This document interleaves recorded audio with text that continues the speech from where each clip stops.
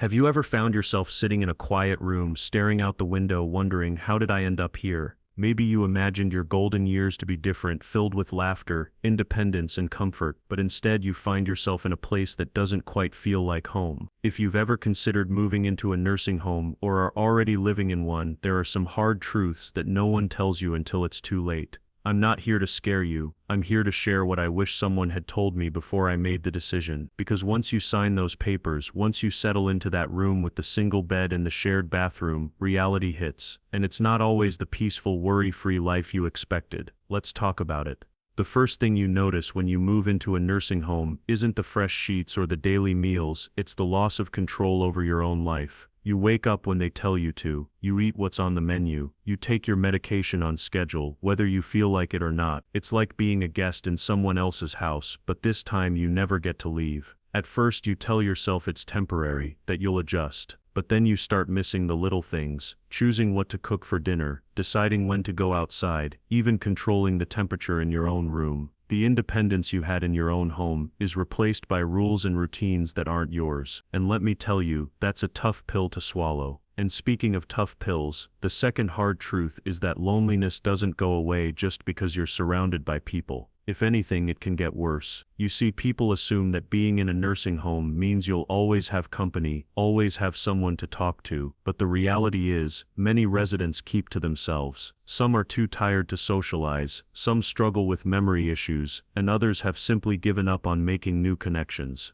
You might share a dining table with strangers, nod politely in the hallways, maybe even exchange a few words now and then, but deep down, you still feel alone, because the people you really want to see, your family, your lifelong friends, aren't there every day. They visit when they can, but it's not the same as having them around all the time. It's in the quiet moments, when the halls are empty and the TV hums in the background, that you realize something. Just because you're in a building full of people doesn't mean you feel any less alone. You try to tell yourself it's not so bad. After all, you have a roof over your head, meals prepared for you, and staff to take care of your medical needs. But then another hard truth starts creeping in. Your health isn't necessarily going to improve just because you're here. If anything, for many people, it gets worse. You see, one of the biggest misconceptions about nursing homes is that they're designed to help you live better. But the reality, they're often designed for management, not necessarily for growth, improvement, or independence. You follow a schedule, take the medications they prescribe, and get the standard level of care. But the personal attention, the encouragement to stay active, to push yourself, to fight for your health, that's something you have to demand for yourself.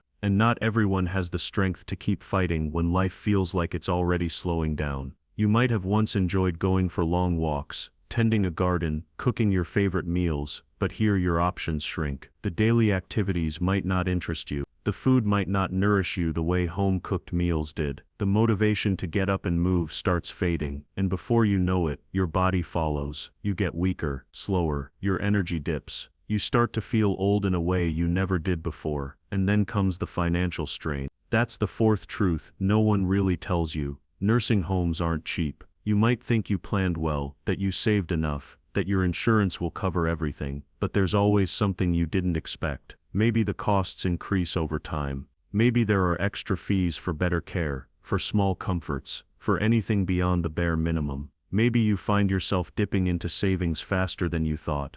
And the worst part, the money is leaving, but your quality of life isn't necessarily going up. You're paying to exist in a place that doesn't always feel like home. And for a lot of people, that realization comes too late, when they've already sold their house, when they no longer have a financial escape plan, when they realize they're stuck. That's when the regret sets in. The what-ifs. What if I had stayed in my own home? What if I had tried a different option? What if I had fought harder to keep my independence? These questions don't come all at once, but they creep up on you, slowly, in the quiet moments, in the evenings when the hallways are empty, and the loneliness presses in. And the hardest part. Once you're here, leaving isn't so simple. At first you tell yourself that maybe things will get better, maybe you'll make new friends, maybe you'll find a way to adjust. But then another hard truth settles in. You're not as free as you used to be. You don't get to wake up when you want. Your meals come at set times, whether you're hungry or not.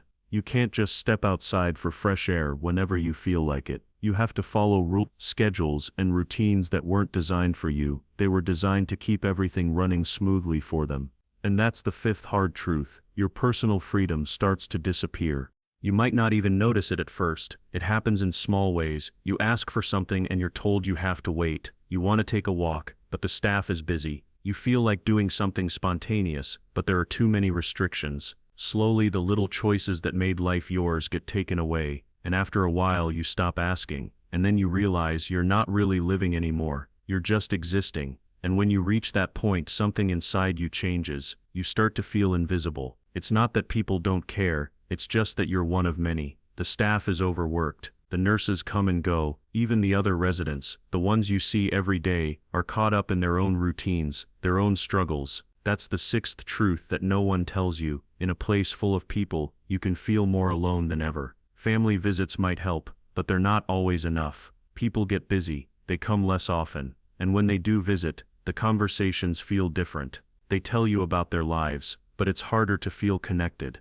You're not part of the world outside anymore. You're watching it from a distance, and that's when the regret deepens, because what they don't tell you is that once you settle into this life, it's hard to break free. You get used to it. You stop fighting. You stop hoping, and that's the most dangerous thing of all, when you stop believing that life can still be yours to live. But here's the thing. It's never too late to take control again. Even if you're in a nursing home right now, even if you feel like you've lost your independence, you still have choices. You can still make decisions that bring back a sense of purpose, a sense of joy. It starts with the smallest things, speaking up for what you want, staying engaged in things that make you feel alive, and refusing to let the environment shape who you are. Because here's the truth they don't tell you. You don't have to just accept things as they are. Maybe you can't leave right away. Maybe your situation is complicated, but that doesn't mean you have to sit back and watch life pass you by. You can build connections, find new routines, and bring your personality into the space you live in.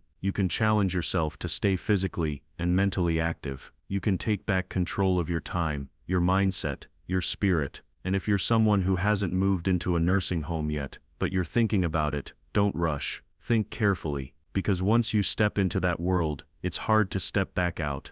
Ask yourself, is this truly what I want, or is there another way? There's always another way. Maybe it's staying in your home a little longer, finding in-home care, or reaching out to family for help. Maybe it's downsizing to a smaller place where you can still keep your independence. Maybe it's joining a community that gives you support, but still allows you to live on your own terms. The most important thing, don't let fear make the decision for you, because regret is a heavy burden to carry. And if there's one thing I want you to take away from this, it's that your life, your choices should be made with clarity, not pressure, not guilt, not fear. You deserve a life that still feels yours. So if this message resonated with you, leave a comment below. Let's start a conversation, because no one should have to go through this alone. And if you found this video helpful, don't forget to like and subscribe for more content that truly matters. Here's to living with freedom, dignity and joy, no matter what age you are.